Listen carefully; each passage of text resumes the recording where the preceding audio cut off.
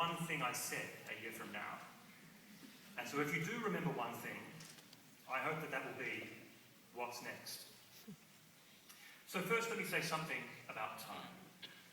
As I mentioned earlier, a graduation is both an end and a beginning. For many of you, it is the end of your studies, but the beginning of your career, as you move from being a student to alumni. There is a similar progression for us academics. If we're lucky, some of our students go out into the workforce and try and distinguish themselves by saying, I used to be so-and-so's student. The reality, of course, is much later, it's us who are trying to distinguish ourselves by saying, I used to be that guy's professor. Together with my colleagues, all of us, we look forward to great things from you, and we hope you'll understand if we then try and take just a tiny bit of credit when you do. We ask only that you stay in touch and you tell us of your achievements. As alumni, there are many ways in which you can help your alma mater. Most importantly, you can do good things. You can make us proud. You can also advise potential and future students. And thirdly, you can also contribute your time and, if you're able, your money to building NUS to being one of the best tertiary institutions in the world. So how has your time at NUS changed you? Naturally, I hope you've learned something, but I also hope that you think that you have changed and that we've played a role in that change. I hope that we've helped prepare you for a globalized world.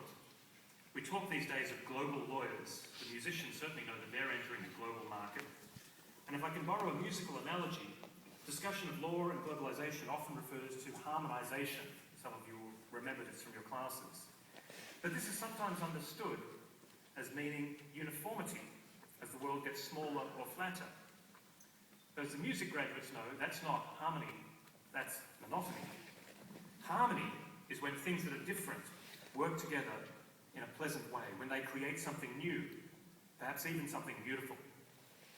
Now, I confess it's more likely that people will associate beauty with the work of someone like Mr. Pan Chung, who will be playing the cello for us later, but I do believe that there can be beauty and elegance in a legal argument, or at least that there can be ugliness, which suggests the possibility of something more beautiful. So I hope we've prepared you to be global. I also hope we've prepared you to be ambitious. Now that you're leaving university, we won't be setting exams for you anymore. But I hope you will continue to set ambitious goals for yourself. And if you ever get to the point where you are achieving all of your aspirations, then maybe those aspirations aren't high enough. Secondly, let me say something about the choices you will have to make in the future. For the real test of a university education is not whether you can complete it, it's what you do with it. Each of you made a choice to be here, a reason why you studied law or medicine, law or music, why you stuck with it. Why did you make that choice? Perhaps it's the same as what you said to an interviewer many years ago. Perhaps not. Moving forward in law certainly, but also I believe in music, you will face new choices where there's an easy option and a hard option. There will be an option open to you because you are clever, because you are able, but it may not be wise. Today you earn a qualification recognised worldwide. We hope that it's a building block in what will become a brilliant career, but the thing that will define you, will be your reputation. Warren Buffett put it nicely when speaking of bankers, that the same might apply to lawyers and perhaps musicians, that it takes 20 years to build a reputation and 5 minutes to lose it. Joseph Hall, the English bishop in Cyprus, was more optimistic. A reputation once broken may possibly be repaired, he said, but the world will always keep their eyes on the spot where the crack was. So choose carefully in your professional life. Remember also that there are many ways to find fulfillment. An increasing number of lawyers, for example, do pro bono work and find enormous satisfaction in that.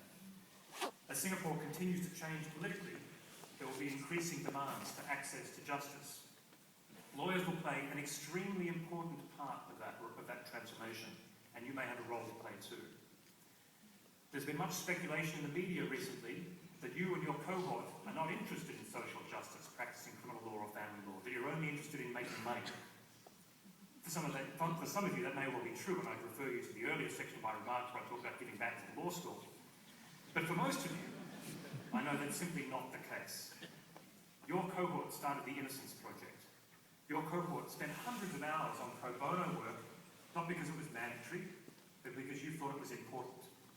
And your class, the class of 2013, was the first to establish a class grant prior to graduating with a large contribution from the Law 4 musical. The number of NUS law students receiving financial assistance doubled this year, so your generosity is much needed and much appreciated. On behalf of all of the students who will benefit from your generosity, thank you. So continue to choose carefully in your professional life. Choose carefully in your personal life also. Many of the choices in your work life will be complicated. Complicated questions are in one sense easy, because as smart people you can pick them apart, you can look at them from different directions. It's the simple questions that are the hardest, because they just sit there, staring you in the face, asking you if you're sure. What is the right thing to do? Whom should I marry? What sort of person am I? Again, reputation plays an outsized role. So treat people the way you would want to be treated. Try to see yourself as others may see you. And never take friendship and love for granted. So what's next? Well, I certainly don't know. But let me suggest some things to worry about and some things you definitely should not worry about. Worry about your family and friends, your real friends. Don't worry about counting how many Facebook friends you have. You don't need to count how many friends you have, just need a few friends you can count on. Worry about your family. Stay close to your parents and siblings, but not too close. Find a life partner. Start your own family. Even if you are one of those who focus solely on the bottom line, economists David Blanchflower and Andrew Oswald recently concluded that a happy marriage is worth $100,000 a year. Don't try putting that into a Valentine's Day card. Worry about the type of person you want to be, how you fit into society. We're often reminded that Singapore is a meritocracy, and it is. But what exactly do we mean by merit? You have all worked incredibly hard to be here, but you did not work alone. Most of you were supported by family and friends, by teachers and tutors. You also profited from some luck, both in terms of your intellect and your health, or someone who gave you a second chance. A meritocracy means that people like you, like us, who work hard, but who are also lucky. A meritocracy means that we reap many of the rewards that society has to offer. Many would accept that this is a fair system, but to be just, to be equitable, it must also be balanced by a responsibility on the part of those who reap such rewards to share their luck with others. So worry about how you can give back, how you can be great, because everyone can be great, as Martin Luther King once said. Because everyone can serve. There are only two things I don't want you to worry about. First, don't worry about failure. We learn more from our mistakes than from our successes. As high-achieving people who have succeeded for most of your lives, you may be tempted to be conservative now, to avoid risks, to stick to the safe path. Resist that temptation. Now is the time when you can and should make mistakes. So if you fail, try again. And if you fail again, just try to fail better. Secondly and lastly, don't worry about what's next. Embrace it. Now, if this were a class in law school, I can imagine the student feedback you'd be giving me anonymously at the end of the semester. The fact that I didn't assign any readings means I probably score pretty highly. Actually, the fact that you all know you've already passed means I probably would have scored through the roof. But I can imagine the comments. Prof didn't clearly set out the aims and objectives of the course. He didn't say what would be on the exam. And that's my point. From here on, you set your own exams.